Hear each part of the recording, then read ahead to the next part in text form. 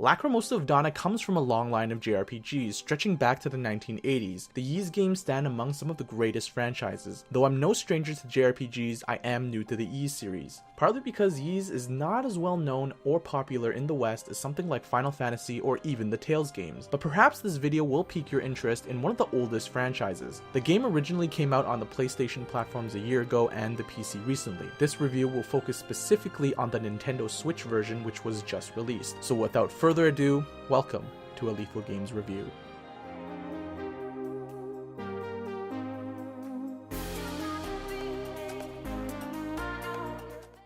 I always like to begin by talking about the graphics and the visuals because it's usually what we notice first. Nintendo Switch games are unique because the graphical experience can vary greatly depending on whether you're in docked or handheld mode, and that certainly applies here. The game will run at 720p 30fps in both modes, and I would have personally liked to see 1080p while docked, but 720p is serviceable and actually looks pretty good in handheld. Unfortunately, even at the lower resolution of 720p, the game has trouble maintaining that resolution at times. I've definitely noticed the resolution drop below that on multiple occasions, and even the FPS will fall from time to time. It's not the best port from a performance standpoint, but it's still very playable and it's not detrimental enough to drastically affect gameplay. One upside to the lower resolution is extremely fast load times, and that's always welcomed. Aside from performance, the graphics themselves are unimpressive to say the least. The visuals look outdated in comparison to other modern games of the genre, and there's a couple of things worth pointing out. For example, shadows are horribly pixelated, and the water can look extremely blurry at times, but by far the biggest issue is the lack of anti-aliasing. The edges of objects are very jagged, and it's extremely noticeable when you're playing on a bigger screen. In some instances, the combination of staircasing edges and lighting results in the illusion that light is flashing across the edges of objects. It's extremely distracting and just looks terrible. Movement animations, whether in cutscenes or during actual gameplay, doesn't fare much better either. Things just don't feel as smooth as they could be, whether you're jumping or in combat. There are other minor graphical glitches as well, like grass sticking through rocks or shadows popping in and out of existence. I do want to point out though that most of these issues are heavily mitigated if you're playing on handheld mode. In fact, the game looks significantly better when you're using a smaller screen, especially if you don't tend to notice graphical problems. Using a big screen just exaggerates the flaws to very noticeable levels, and if you're a stickler for graphics, I would highly suggest playing undocked. And though the 3D graphics are pretty mediocre at best, the 2D assets are absolutely gorgeous. From the title screen to the character profiles, the art is fantastic, especially if you're a fan of the anime art style. But thankfully, the graphical woes are by far the game's biggest issues, and the other aspects are much more positive. The soundtrack is fantastic. It gives off a very retro and nostalgic feeling which matches the game well. When the music plays over your exploration and combat, it really feels like a cinematic sequence instead of just regular gameplay. There are plenty of amazing tracks to hear, and they all get you pumped up. The other major factor that contributes to this exhilaration is the excellent action-based combat. While most JRPGs force players to enter instance encounters, everything happens on the same map in YS VIII, which means no loading screens to stifle the quick pace of the game. Let's take a deeper dive into what makes the combat system so damn fun. If you're familiar with the Japanese style of RPGs,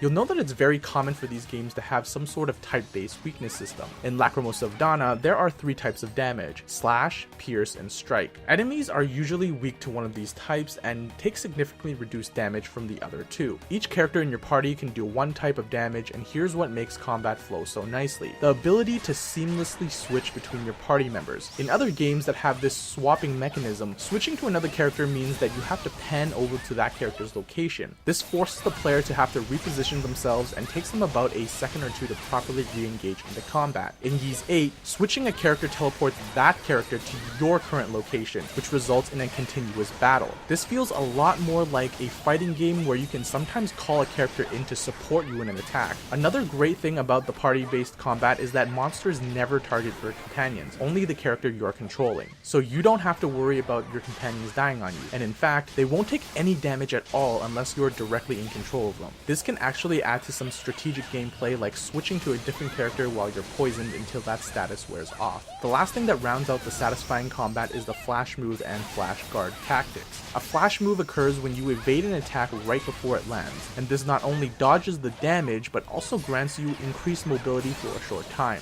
A flash guard occurs when you block an attack right before it connects, and it not only mitigates the damage but also makes all your attacks critically hit for the next few seconds. When you combine these two mechanics along with some flashy skills, it really makes you feel like an unstoppable force, provided that you're able to pull them off. And if you're groaning thinking this is similar to the repetitive counter mechanic that's common in Western games, then you'd be mistaken, because it's actually a lot more difficult to time these moves against various enemies, and when you fail, you get punished hard. The game's combat rewards skill, whether it's connecting multiple combos and landing aerial finishers or weaving around the battlefield with flash mechanics. It just feels so good when you succeed. I played the game on hard difficulty and found it plenty challenging, sometimes more than I bargained for, but for hardcore players, there are actually 2 more difficulties about that. But as much fun it is to fight, there are some issues. The first is that type advantage plays too significant of a role in terms of damage. You deal about 2 to 3 times less damage when you're not using the proper damage type, and if the specific party member dies during the fight, it becomes extremely difficult for your other 2 to finish off the enemy due to the lack of damage. It essentially means that you're typically locked to a single character against any one enemy, unless of course you're running multiple characters with the same damage type. I feel that if they close the gap between these type advantages, it would allow for a lot more party play, and all your characters will actually be useful in any given battle. And this ties into the next problem. In any specific zone, most enemies tend to be weak to a single damage type, which means that you'll be mainly relying on a single character as you explore through each zone. If that character dies, it would be difficult to continue on, and oftentimes you're forced to go back and heal before proceeding again. And this finally leads to my third complaint, which is the way you recover health outside of battles. Unless you're lucky enough to be near a healing crystal or want to expend one of your precious healing potions, the only way to heal is to stand still and wait. It actually takes quite a long time to recover, anywhere between 10 to 20 seconds after you stop moving completely. This absolutely goes against the core design philosophy that governs the rest of the gameplay. Combat and exploration is fast-paced and epic. There shouldn't be any moments where you're forced to just sit there and stare at the screen. I really don't understand this decision, especially since there's a simple and logical solution. Let players recover health when they're moving. As long as you ensure that the player is out of combat completely before they start regenerating, the mechanic will remain balanced and the flow of game won't be interrupted. And aside from these few complaints, the combat is easily one of the most enjoyable parts of the game.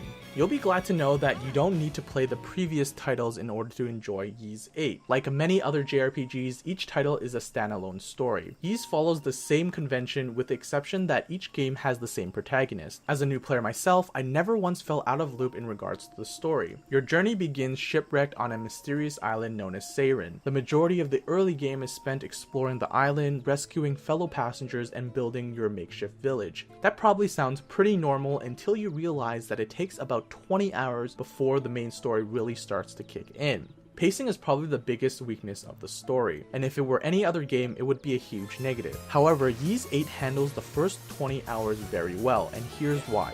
Simply put, combat and exploration is very fun, and you'll be doing a ton of it in the early game. The island is filled with varied environments that range from beaches to jungles, and each area is filled with unique enemies that have unique mechanics. As you rescue more and more passengers, you'll begin to form a small community of characters. This diverse cast is the second reason why the game doesn't feel like a drag prior to the main story. Each person has a role to play in your village, whether it's enhancing your weapons, crafting potions, or establishing a defense. But the main cast is where the character interactions really shine. As you find more shipwrecked passengers, some of them will inevitably join your party, and these are the people that really have a deeper narrative which helps drive the story forward. Most of the character development occurs through cutscenes and bonfire chats, but their personalities also shine when they banter as you explore and fight your way through the island. You can really feel that these characters build a chemistry as you progress through the game. With all that said, the first part of the game isn't entirely devoid of a story. Yes, most of it is focused on character development and setting the stage for the main plot, but there was also an interesting mini story arc that occurs. I don't want to spoil things, so I'll just leave it at that. In addition, you consistently get hints and snippets as to what the main story is about, which keeps you intrigued enough to keep pushing forward.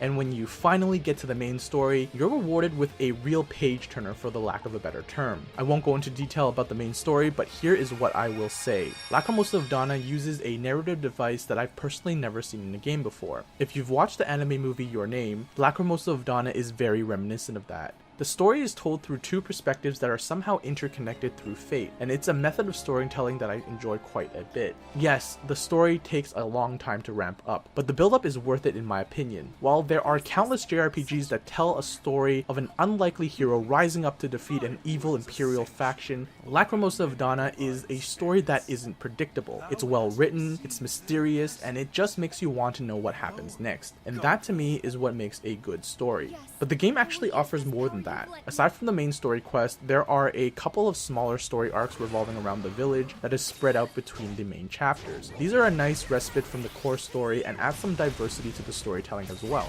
Along with that, there are side quests you can undertake which gives insight to various characters in your village. These little adventures reveal character motivations, let you learn about their personality, and occasionally hit you with some unexpected feelings. YS VIII offers a story of survival, camaraderie, and mystery. Overall, a lot of rich content that I enjoy. YS VIII Lacrimosa of Dana is a fantastic JRPG through and through. It excels in areas that matter the most to an RPG, the story, and the characters. I can honestly say that this is one of the most fun I've had with this genre in recent memory. This game is the full package, and I've no doubt that any fan of JRPGs would enjoy it. In my opinion, it is the best JRPG on the Nintendo Switch right now, though it does face some tough competitions in the coming months. Thank you guys for watching, and if you liked the video, hit that thumbs up button to help support the channel. I'll be reviewing Octopath Traveler when it comes out later this week, so subscribe to the channel and don't miss out. You can also follow me on Twitter where I post channel updates, deals, and gaming news. That's it from me, and I'll catch you guys in the next one.